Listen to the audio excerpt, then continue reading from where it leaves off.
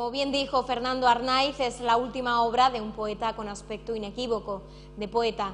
Publicó por primera vez en 1983 un poemario serigrafiado de edición limitada y posteriormente nacieron La Palabra, una selección de poemas, y ya en 2011 Oblivionis Aepacio. Aunque si hablamos de pasiones, las artes plásticas son quizás su punto débil.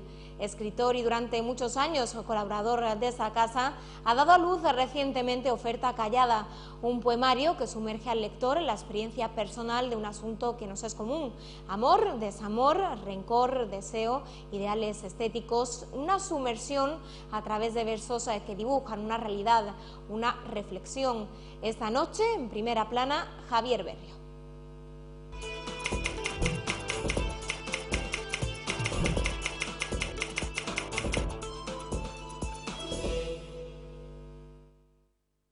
Bienvenidos una semana más a Primera Plana. Esta noche nuestro invitado casi no necesita presentación porque les ha acompañado durante infinidad de noches. Javier Berrio.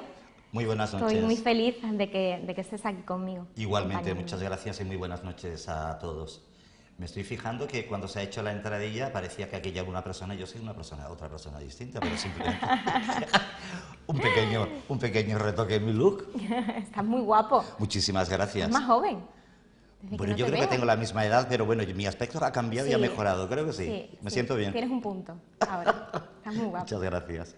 Después de una buena dosis de búsqueda, indagación interior, nace Oferta Callada. ¿Qué puedes contarnos de este título, de este poemario? Oferta Callada es la historia de una herida abierta, eso es indudable, es pura poesía de la experiencia y como ya decías, trata el tema universal del amor, del desamor y del rencor. Cuando llegaba a esta última parte, casi que me lo planteaba porque la mayoría de los autores en general han decidido no pararse mucho en ese extremo.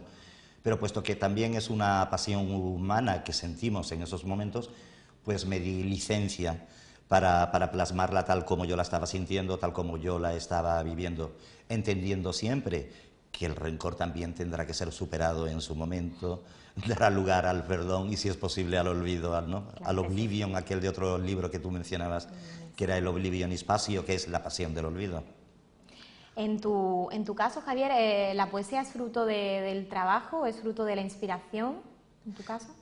Yo diría más bien que es fruto de la inspiración, pero entendiendo que tiene de trabajo aquello de pasar negro sobre blanco, aquello que está en tu cabeza. Le comentaba el otro día a tu compañero Iski que cuando uno va a escribir poesía el pensamiento se ordena de otra manera.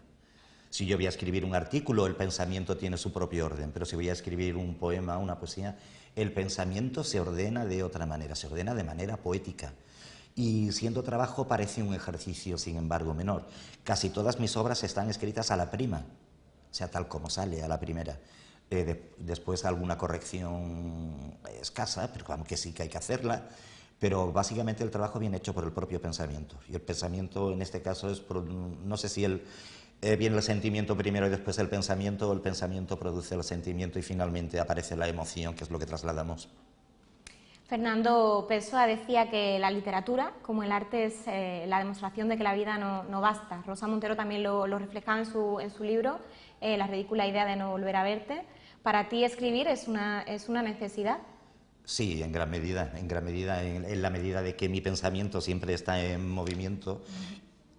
Trasladarlo a forma escrita me parece fundamental y abundando en esto que has dicho, cuando Hermann Hesse decía que a pesar de todo su aparente absurdo, la vida tiene sentido, pues probablemente uno de esos sentidos sea el escribir, sea pintar, sea cada cual aquello que haya elegido como manifestación de su propio ser interior, de su propia pulsión de vida, ¿no? Que es que unos filósofos han llamado de esta manera pulsión de vida, otros los han llamado el superhombre mismo, ¿no? Que es esa necesidad de superación de uno mismo y que se plasma finalmente de esta manera. En tu caso, ¿qué te aporta la poesía frente a los textos narrativos o los periodísticos, en tu caso, que es a lo que te dedicas habitualmente? Hombre, con el texto periodístico muchísimo, ¿no? Porque no es la opinión sobre noticias publicadas o que se publicarán o acontecimientos que van a suceder de la vida pública, sino que es tu propia vida interior materializada, en este caso, de la forma que estamos diciendo. Lo que me aporta fundamentalmente es narrar de forma poética lo que está sucediendo en mi vida, tal como hacía, por ejemplo, Jaime Gil de Viedma, que es sin duda uno de mis referentes.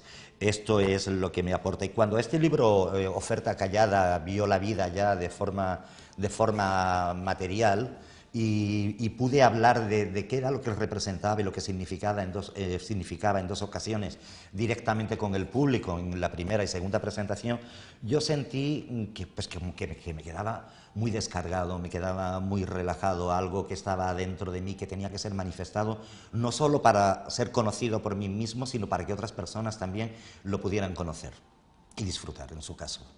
Luego hablaremos de su relación con el público, de las críticas, si te afectan o no. ¿Cuál es la pretensión de la poesía, según tu punto de vista? Tenemos un magnífico autor en nuestra ciudad y en nuestra provincia, que es Juan Cobos Wilkins, que mantiene... Grande, que mantiene que la poesía sana. Yo creo que tiene mucha razón. La poesía, en gran medida, sana. Pero no solamente sana la poesía, sino que lo que consigue es convertirse en el vehículo de nuestra vida interior, que no quiere morir dentro, que no quiere verse sepultada, que quiere manifestarse a todas las personas a las que pueda tener acceso. Primero a uno mismo.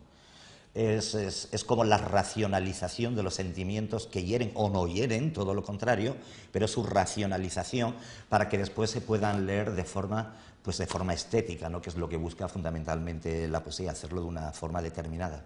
¿Esa sería la meta en este arte, en el caso de que existan metas en el arte?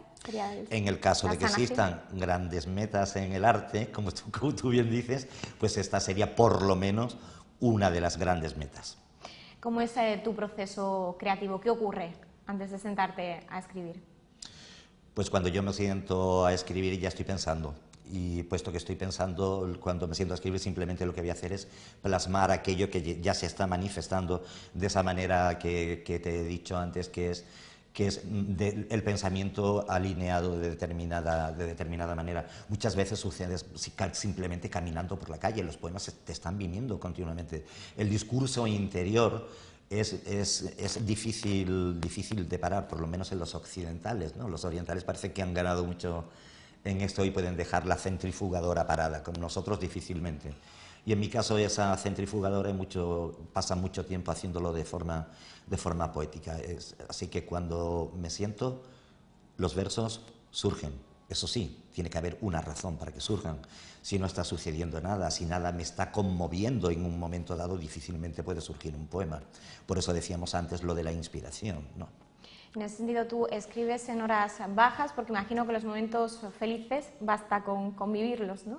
¿Cuál es su motivación? Sí, son generalmente horas bajas, aunque hay otros poemas que no necesariamente son así, que son un canto a la vida misma, ¿no? Como sucedió en la palabra. En la palabra sucedió también en Aristas, pero parece que casi todos los poetas pues tienen por costumbre escribir en esas horas en las que la emoción está haciendo un poquito de daño. ¿En tu caso has encontrado tu voz propia o eso es una búsqueda eterna en un poeta? Yo creo que en gran medida mi voz sí es mi voz propia, pero indudablemente que hay muchos lugares comunes que a cualquier poeta le va a suceder, que se va a encontrar con otro poeta, sin duda. De ahí, por eso hablamos de las influencias, porque es que no somos papeles blancos, ya venimos todos como muy leídos, ¿no? Y entonces, pero sí creo que mi forma de hacer, mi forma de escribir, pues sí tiene cierto sello de personalidad.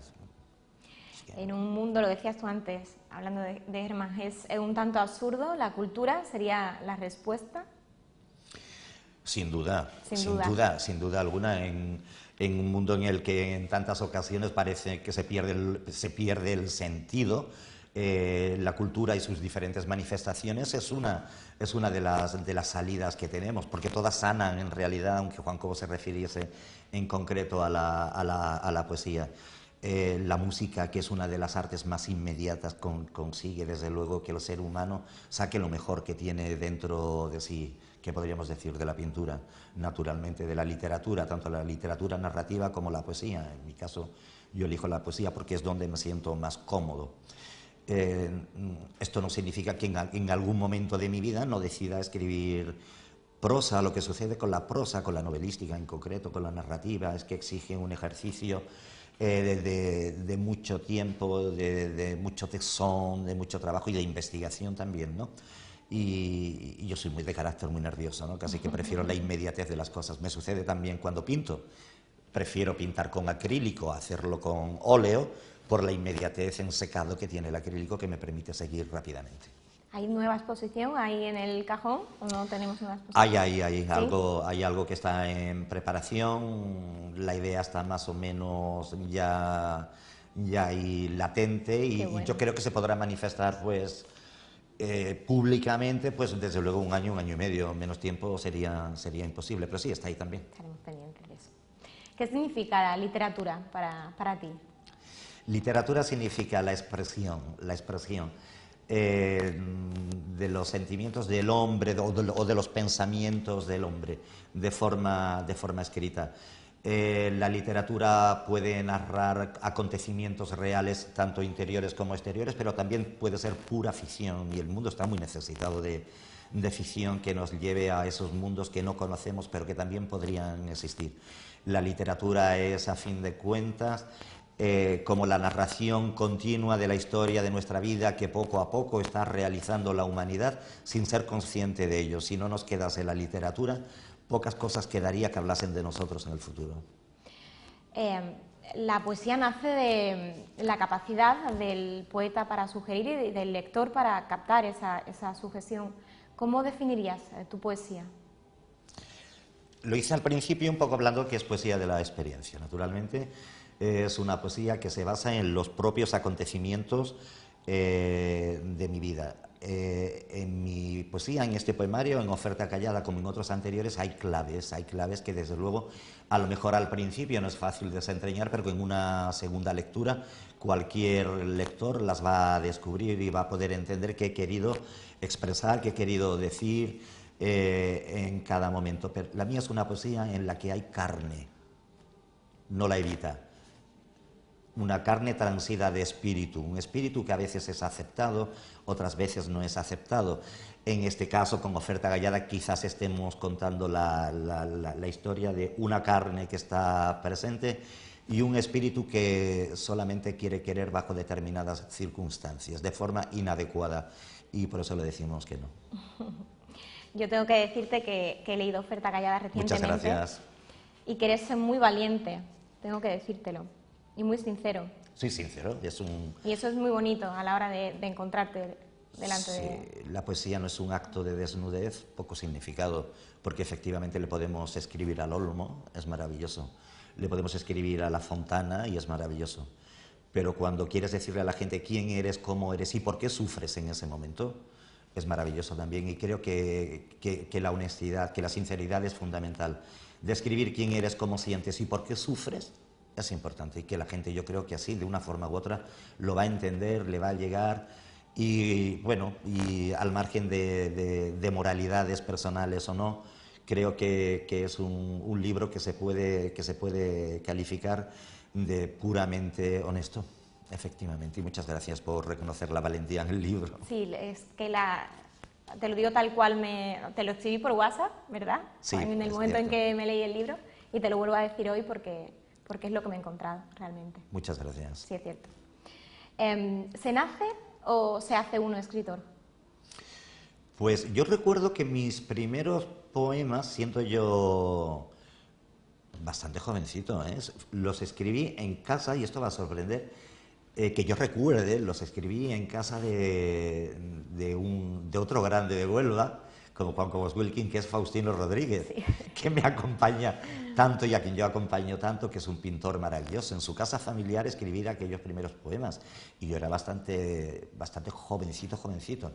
Lo que pasa es que en esos momentos yo estaba leyendo ya a Santa Teresa de Jesús. No podía evitarlo, y a San Juan de la Cruz, dos de mis grandes poetas de referencia. Yo creo que hay algo dentro de ti que viene contigo, como tantas otras cosas, como la sexualidad misma, que ni se aprende ni narices, ¿no? Sino que viene contigo y te acompaña siempre. Yo creo que la vocación no, la fuerza poética está contigo desde el momento que tú naces, y en ti estará darle forma después o no darle forma. La forma artística en general está con la persona. Después cada uno descubrirá cuál es su camino en la medida que vaya conociendo cuáles son las diferentes disciplinas existentes. Igual que lo hice por la pintura, pues también lo hice por la poesía, pero ahí estaba. Es un carácter, es una forma determinada de ser, no mejor, no peor que otras, pero está ahí. Luego entiendo que has escrito desde siempre. Sí, siempre lo he hecho de una forma u otra, ¿no? Desde narraciones pequeñitas a esto que después sería la poesía, y que hoy es Oferta Callada. ¿Qué tipo de lectura te activa las ganas de escribir, o simplemente son emociones y sensaciones las que te llevan a ello? Básicamente es lo segundo, pero naturalmente hay lecturas que te predisponen especialmente. Por determinadas razones, en estos últimos días comencé a releer El lobo estepario, de Hermann Hesse, que hablábamos, un libro que cuando lo miré, resulta que cuando lo compré me costó 210 pesetas o 150 pesetas, o sea, que ya es antiguo, el mismo volumen. Pues cuando tú lees libros como estos, que son clásicos de los grandes, eso te impulsa a escribir, naturalmente. Lees poesía, y cuando te vas a alguno de tus referentes, indudablemente te dan pie a escribir. Yo, si leo a Salvador Espriu, indudablemente después va a salir algo que no se va a parecer en nada a cómo escribía Espriu, pero que sí va a llevar algo de su espíritu. Sucede también con Cernuda, el que yo llamo canónico de los canónicos, ¿no? Porque Luis Cernuda me parece casi la perfección poética. Y sí, es verdad, pues este es el tipo de literatura. Si por una parte puede haber literatura tan arriesgada, Nietzsche, si lees, por ejemplo, el Zaratustra, pues naturalmente eso te va a llevar a mí me va a llevar a escribir, porque me va a abrir el alma de aquella manera necesaria para que esté en disposición de escribir. El alma, esa gran olvidada en nuestros tiempos, por favor, vuelvan al alma. ¿No te sucede que cuando relees un libro siempre encuentras cosas nuevas? Siempre. ¿Verdad? Hay un libro que después dio lugar a una película que se puede criticar más, criticar menos, que también leí yo muy jovencito. Lo leí en Barcelona porque por determinadas circunstancias estaba allí. Yo no sé cuántas veces lo he leído en mi vida y siempre me ha dicho cosas nuevas. Sinuhe el egipcio, de Wickham al-Qari, creo que era, no recuerdo bien el nombre del autor. Ese libro lo he releído muchísimas veces. Hay otros libros que también he releído en muchas ocasiones, y es verdad, parece que siempre te esté aportando algo nuevo, siempre hay un matiz que el autor quiso dejar claro, pero que a nosotros en una primera lectura también en el momento en que uno se encuentra, imagino, también, ¿no? La interpretación. También. Eso hace mucho igual. Naturalmente, cuando tú hablabas horas altas, horas bajas, pues eso también te predispone para quedarte con unos colores o quedarte con otros colores del autor. Sí, es cierto. Y como escritor, ¿qué es lo más satisfactorio dentro de esa faceta?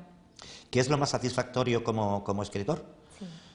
Pues dejar escrito aquella pulsión que hay en ti, esa necesidad, y hacerlo de una forma personal, por supuesto, de una forma estética, y que aquellos que lo leen hayan conseguido, como me decía el otro día Rafael Terán, emocionarse.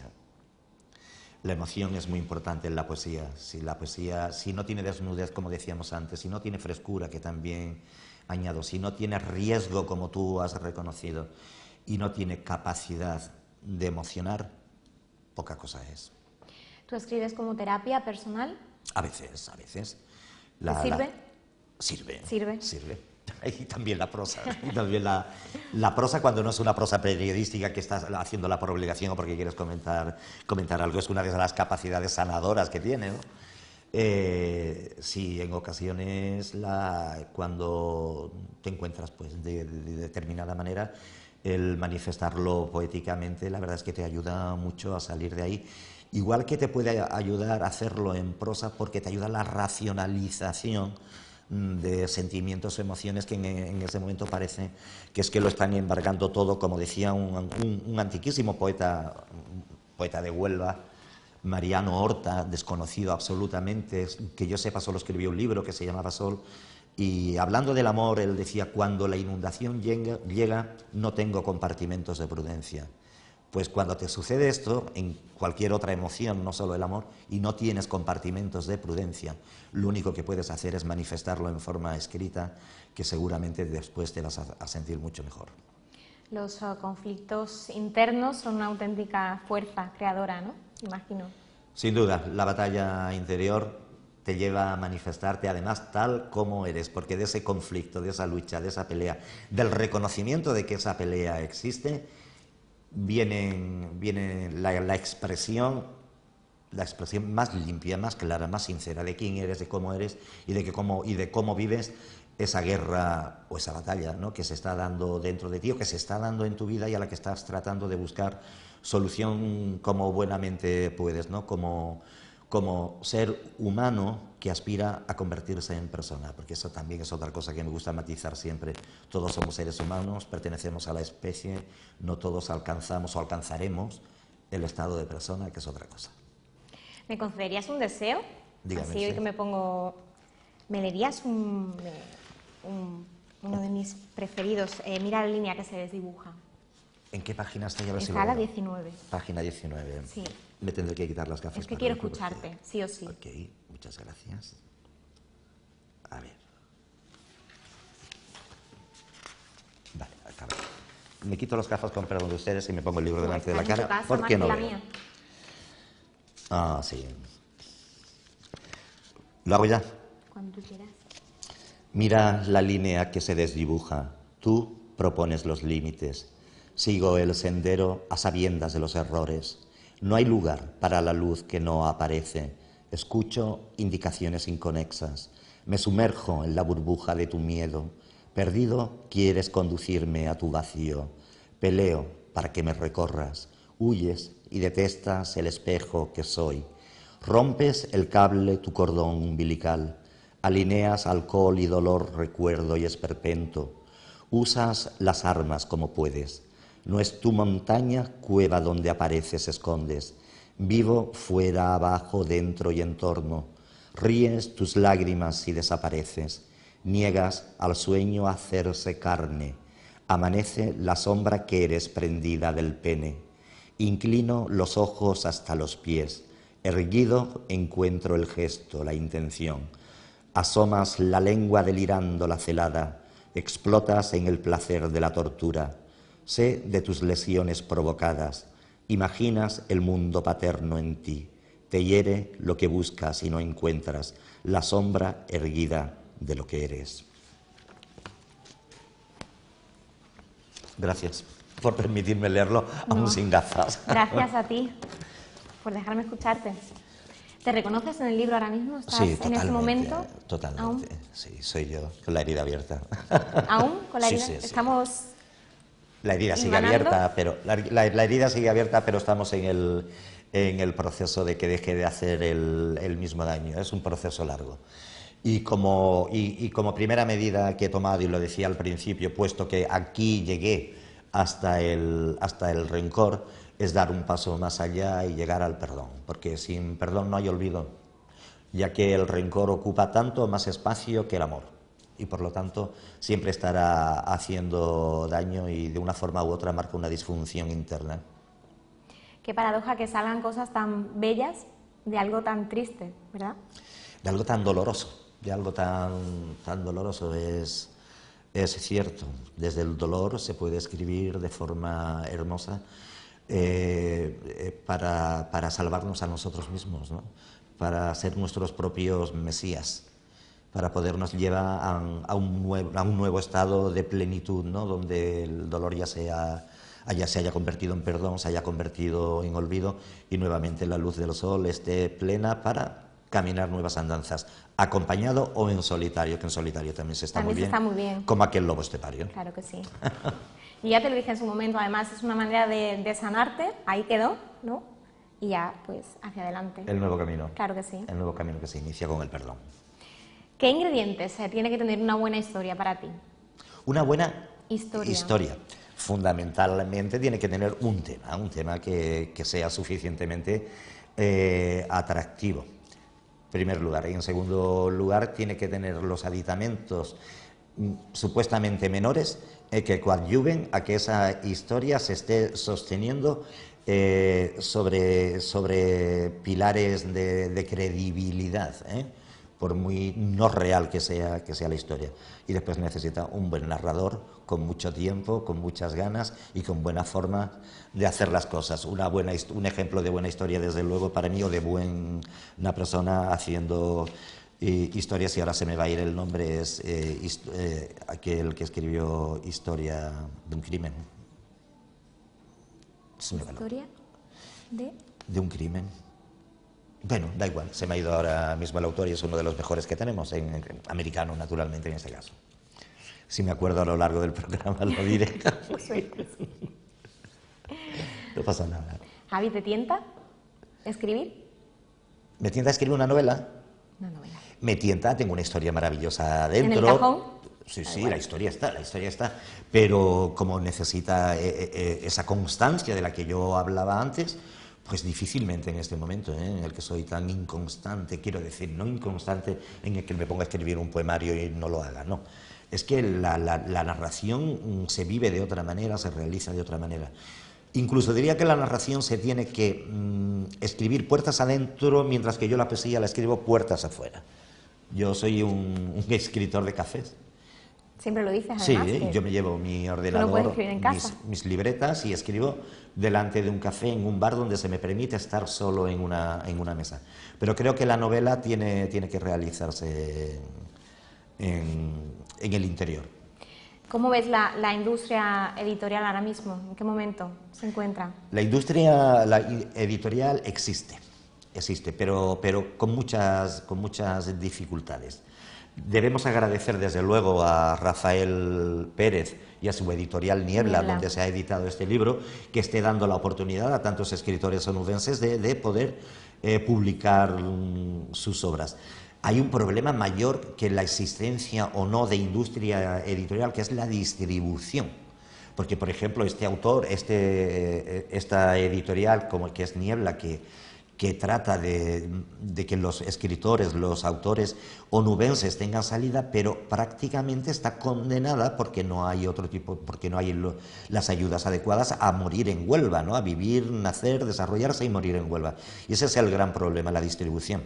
Deberíamos ir después a una distribución andaluza, lo que yo llamo distribución nacional, y después a la distribución del Estado, al conjunto del Estado. Y esa es la gran dificultad que la industria editorial, desde mi punto de vista, encuentra en estos momentos. No el hecho de que no haya editoriales, que sí que los hay, pero la distribución falla.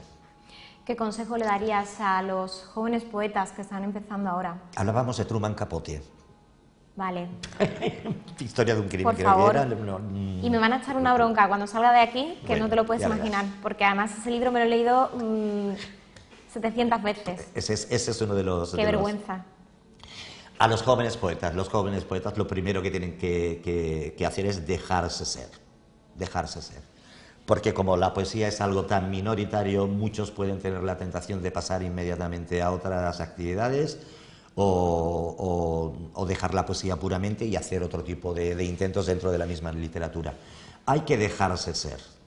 Hay que escribir lo que uno le salga de dentro y no romperlo necesariamente. Y a partir de ahí seguir aprendiendo. Hay que leer mucho, apreciar mucho de lo que han hecho otros autores. Por supuesto, conocer las técnicas, por supuesto, conocer las figuras estilísticas, todo esto, pero después nuevamente dejarse ser.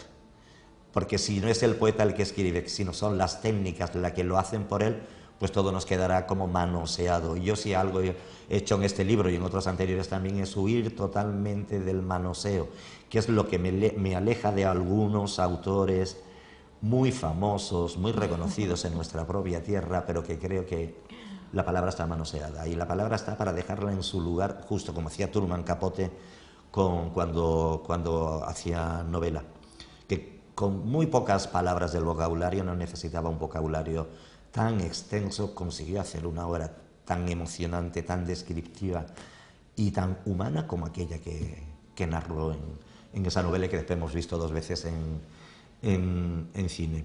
Pero el poeta joven, que se deje ser, que no deje de ser poeta por las dificultades o porque sea muy leída o muy poco leída la poesía en este momento, que sea él y que continúe en su labor, que crea que lo que hace es desde luego algo necesario para la humanidad. La poesía como la oración, lo digo como creyente, son absolutamente necesarias y que ninguno, absolutamente ninguno abandone ese camino, tarde más, tarde menos en encontrarse a sí mismo su lugar o sea más comprendido o menos comprendido. Esa es la forma de a la larga dar un buen resultado que todos podamos disfrutar. Hablas de Truman, ¿cuáles son tus autores de cabecera? Truman, ya nos ha dejado claro que sí. Sí, pero en poesía fundamentalmente, que es lo que debo decir, son naturalmente los que dije antes, Santa Teresa de Jesús y San Juan de la Cruz. También nombré ya a Cernuda, también he nombrado a Jaime Gil de Vierna y naturalmente tendría que otro que ya también he nombrado, creo que los he dicho los básicos, los he dicho todos, naturalmente Salvador Espriu, que es un poeta catalán que lo hizo toda su obra en Cataluña y en catalán en su Cinera, ¿no? Él tiene un libro de Cementeri de Cinera, que es un nombre que él se inventa y que no es ni más ni menos que Arenys de Mar. Y ese es uno por cómo escribe y de qué escribe. Escribe de la muerte, pero escribe de la muerte de una manera que desde luego le hace humano y persona, muy persona. ¿Tú eres muy creyente? Yo soy creyente, otra cosa es que yo tenga mis problemas sobre en qué lugar me sitúo en el arco de las religiones. ¿Y en qué lugar te sitúas? A ver, yo cuando aún por formación sigo necesitando sacramentos, naturalmente pues voy al lugar donde solamente se ofrecen sacramentos, que yo sepa que es la Iglesia Católica, y a pesar de todas mis dudas, de todos mis problemas con la Iglesia Católica, hablando hace poco con un sacerdote jesuita, él comprendía esas dudas, él no me ponía ningún problema para acceder a la comunión, poniendo en duda algo tan básico en la Iglesia Católica como es Jesús como Redentor, ¿no? Y yo me hago preguntas si el Redentor del Antiguo Testamento ha venido o no ha venido. Reconozco que Jesús es el Redentor de la conciencia, de las conciencias, pero el Redentor político que se auguraba en el Antiguo Testamento pues parece que aún no ha llegado. Para mí la religión es muy necesaria. Por supuesto, del mundo zen me quedo con su capacidad de decir, oye, mira, no te preocupes tanto, que también está recogido en el Antiguo Testamento. No te preocupes tanto por el que va a pasar mañana, porque el mañana no ha llegado todavía, sino aquí y ahora. El pasado ya no existe tampoco. Y me gustaría alcanzar la capacidad de meditación que tienen los zen. Reconozco que alguna vez lo he intentado, no me ha salido muy bien. A ver si encuentro algún maestro por ahí que sea capaz de enseñármelo, pero la religión es una fuerza, es una pulsión, repetimos la palabra pulsión, que está dentro del hombre desde que el mundo es. Algunos lo explican por la necesidad que tiene el hombre de pensar que va a permanecer existiendo, que no va a desaparecer, es por el miedo a desaparecer. Yo pienso que no, para mí es una forma de vivir tu propia vida interior con un ser que tú sientes y que ves cómo afecta en tu vida. Si la fe es un don y aquel que quiere recibir el regalo lo recibe, el que no lo recibe, pero no pasa absolutamente nada. Decía Pablo de Tarso que prefería a aquellos que no conociendo la ley tenían la ley escrita en el corazón. Por lo tanto, no hay ni que creer ni que dejar de creer. Seamos buenas personas fundamentalmente, que es lo más importante de todo. Ya está. ¿Qué te ayuda más, la religión o escribir? ¿Qué te serena más? Son cosas distintas. Son cosas distintas. Como te decía antes, el hecho de escribir es una necesidad interna y el hecho, pero que también viene del interior, en cierto modo también tiene mucho que ver, porque después el acto religioso, que es un acto diario, cotidiano, también en continua comunión o en continua comunicación con ese ser que tú crees que es Dios, que te escucha y con el que de una manera u otra hablas, también es muy importante. A veces también es algo que es capaz de calmar los dolores más duros, ¿no? Por un lado te compromete, tiene exigencias ser creyente, pero por otro lado también es una especie de crema calmante, ¿no? Tú me conoces, Javi, sabes en el momento en el que estoy ahora mismo, recomiéndome un libro, ahora mismo. Pan y cielo. ¿Pan y cielo? Pan y cielo de Juan Cobos Wilkins. Ahí tiene enchufe, ¿eh?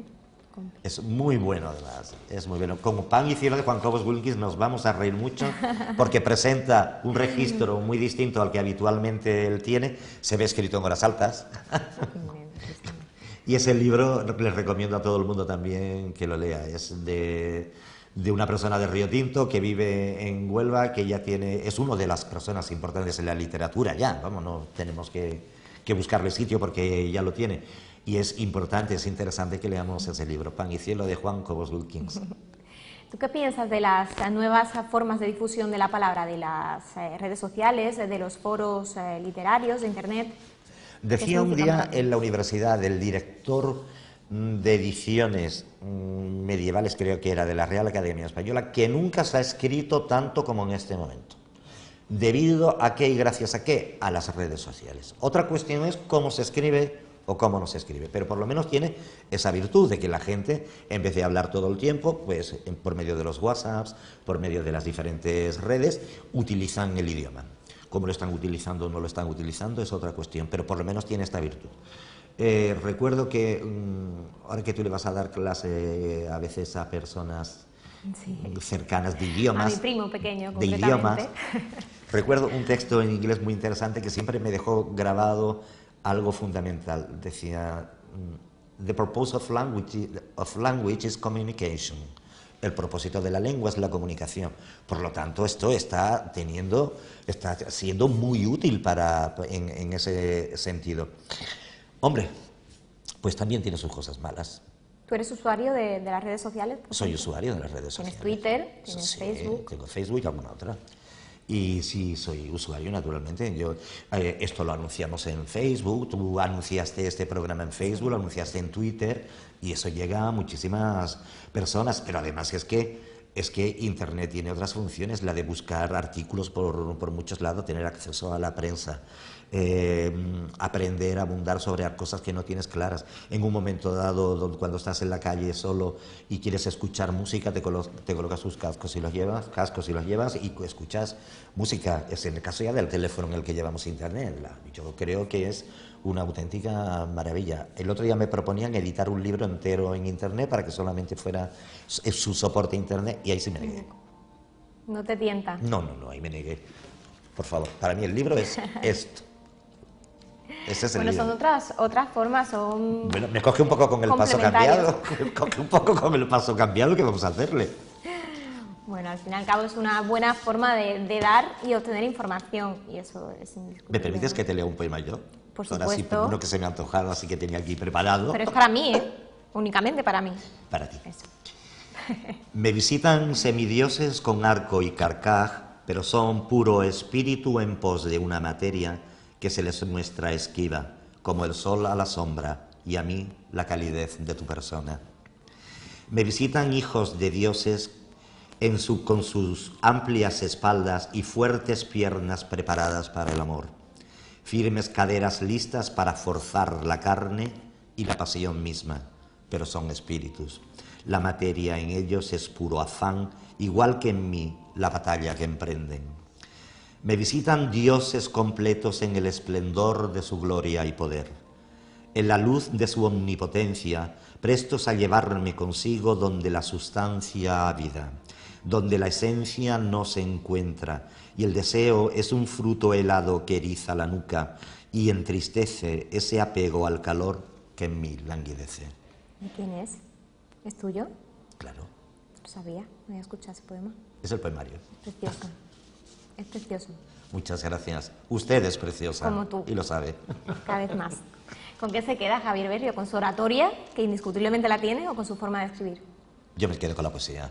Me gusta mucho hablar. Eso se nota. Te gusta hablar, pero es que también recitas muy bien. Y eso es muy difícil. Ah, muchísimas gracias. Es que eso es muy complicado. Aprendí de alguien, los poemas se leen tal como vienen. O sea, no hay que hacer imposturas, no hay que hacer grandes movimientos de boca ni grandes gesticulaciones. Como vienen, me gusta hablar, pero sin duda prefiero escribir, me quedo con lo escueto del poema, o no tan escueto, hay poemas que son más largos, pero me quedo con eso, que es lo que está diciendo la gente, quién y cómo soy. ¿Tú mantienes un feedback con tus lectores? ¿Te interesan las críticas? ¿Te afectan? Bueno, me pueden afectar a aquellas personas que han leído el libro y después me comentan cómo ha sido tu caso, cómo fue el caso de Rafael Terán o ha sido el caso de otras personas, sí me interesa mucho. Ayer me encontré con un lector, me dijo que le había encantado todo, pero que había poemas que tenía dificultades para entender. Evidentemente se tratan de poemas un poco más herméticos y hemos quedado para tomar un café y aclararle lo que le pueda aclarar y el que me dé pues, su opinión. Naturalmente estoy abierto a esa posibilidad. Yo creo, a diferencia que hace mucho tiempo, ¿no?, que se pensaba que la obra estaba terminada en sí misma, ya después aprendimos que no, que la obra era el espectador en el caso de la película o en el caso de un cuadro el que termina, y en el caso de una lectura lo mismo. Porque yo quise decir, pero a mí me inspiró. Yo quise decir una cosa y a mí tal vez me inspiró otra. La función sigue siendo la misma, pero ha llegado a dos aspectos diferentes. Eso es bueno, comentarlo con quien quiera y pueda, ¿no? Yo sí pienso que la percepción que uno obtiene de un poema es muy personal, es decir, tú puedes haber escrito con una intención y a mí llegarme de otra manera, ¿no? Naturalmente. Y eso es lo bonito en realidad, ¿no? Por supuesto, y en ese sentido todos somos co-creadores, ¿no?, de la obra. Yo la escribo, yo la entrego al público y el público hará con ella, sentirá con ella pues lo que tenga que sentir. Y nuevamente volviendo a aquel comentario que tú hacías, horas altas, horas bajas, estoy enamorado, estoy desenamorado, estoy alegre, estoy triste, estoy ilusionado por algo que viene. Y le encontrará, se quedará con unos matices o con otros matices. ¿Ante qué se revela Javier Berrio? Oh, Dios santo, yo me revelo ante la falta de justicia fundamentalmente, ¿no? Estamos viendo, yo me revelo contra la humanidad misma, contra la humanidad misma. La humanidad es miserable. O sea, nosotros estamos llenos de virtudes, de capacidades, pero también estamos llenos de lo peor. Estamos permitiendo que en el mundo muera gente de hambre. Estamos permitiendo guerras absurdas con las que se podría seguramente acabar. Estamos permitiendo ya más cerca de nosotros que haya gente que tenga que estar buscando los contenedores. Estamos permitiendo que haya chicos muy jóvenes, conozco alguno, buscando chatarra, pero tienen que entrar en una pelea con otras personas mayores que buscan chatarra. Estamos viviendo, y me revelo por lo tanto, con una política sucia, no representativa de nada, con una constitución que está ya más que pasada, con un sistema político y un régimen político que no representa ya a nada ni a nadie, y que los que vienen nuevos parecían que iban a cambiar, pero entran en el mismo juego y ahí están. Contra la injusticia fundamentalmente, la injusticia que está alrededor de todo el mundo, Dios santo. Y contra los toros también, por favor. No he querido entrar en política porque se hubiera dado para otro primera plana y yo quería sí. Centrarme en lo cultural, pero ahí vendrás otro día. Lo siento, no he podido evitarlo, lo siento, otra vez la pulsión. La pulsión política también está ahí, que es muy humana. Es bonito, claro que es muy humana, aunque yo estoy tan decepcionado y tan desencantado, ¿no? Lo sé. Pero bueno. Otro día lo hablamos también. Hoy hablemos del alma. Tu último proyecto se aleja del rencor. ¿Qué espera de la vida, Javier Berrio? ¿Qué espero de la vida? ¿Qué esperas de la vida? La vida, a pesar de su aparente absurdo, tiene sentido. Pues místico y filosófico. Que la vida pierda ese aparente absurdo y se materialice en cosas concretas. Me gustaría irme cuando el momento llegue satisfecho de aquellas cosas, de haber hecho aquellas cosas que pude hacer. Me iré muy arrepentido seguramente de las que pude hacer y no hice, por tantas y tantas razones. Me iré contento si 2, 3 o 4 personas me quieren de verdad porque yo las quise a ellas. Y me iría contento si por lo menos una parte de la gente que me ha conocido dice, pues no era mal tipo. Suficiente. Por favor, y me iré contento si después de muerto voy al sitio donde creo que tengo derecho a ir, ¿eh? Que creo en la trascendencia, que creo que después de muerto el cuerpo, algo sigue vivo. O sea, espero encontrarme con lo que me quiero encontrar. Javier, la poesía es inevitable, como inevitables son las emociones, y yo espero que la vida te regale emociones que te alimenten de verdad. Muchísimas gracias por Oferta Callada y gracias por esta noche. Ha sido un auténtico placer, muchas gracias a ti, Pilar Reoso, y a Canal Luz Televisión. Como tú dijiste antes, he tenido una larga experiencia en esta cadena y por lo tanto para mí es entrañable estar aquí y contigo. Muchas gracias. Me has hecho muy feliz, tendría que decirte. Y usted también. Señores, y a ustedes les veo la semana que viene aquí en Primera Plana. Muchísimas gracias, como siempre, por acompañarnos.